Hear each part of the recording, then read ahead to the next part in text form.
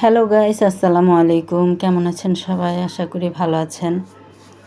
আজকে আপনাদের সাথে শেয়ার করব মজাদার একটা ভাজির রেসিপি বা সবজির রেসিপি।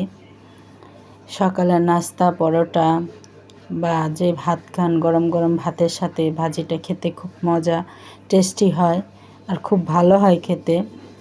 ভাজিটা রান্নার জন্য আমি প্রথমে প্রয়োজন মতো তেল দিয়ে পেঁয়াজ রসুন কুচি দিয়েছি, কাঁচামরিচ কুচি দিয়ে দিলাম, আদা রসুনের পেস্ট দিয়ে মশলাটাকে আমি একটু কষিয়ে নিয়েছি।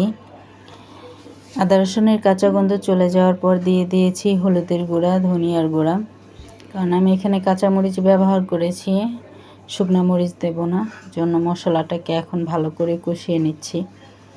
মশলা কষানো হয়ে গেছে। এখন আমি কেটে রেখেছি বটবটি আর পেঁপেটা শরীরের জন্য খুব উপকার, এজন্য আমি পেঁপের সবজি রান্না করব আজকে। বটবটি পেঁপে সবজিটা এখন মশলার সাথে আমি ভালো করে মিশিয়ে নিচ্ছি, ভালো করে মিশিয়ে নেড়ে চেড়ে দেব। সবজি থেকে এমনিতেই পানি ছাড়ে, আর সবজিতে পানি দেওয়ার প্রয়োজন হয় না। দেখেন সবজি থেকে পানি ছাড়া শুরু হয়ে গেছে, সবজিটা সিদ্ধ হওয়া শুরু হয়ে গেছে।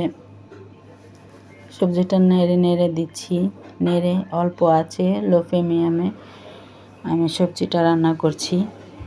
সবজিটা আমার রান্না হয়ে গেছে। এখন আমি নামানোর আগে ধনিয়া পাতা কুচিয়ে দিয়ে দেব, আর প্রয়োজন মতো লবণ হয়েছে কিনা একটু দেখে নেব।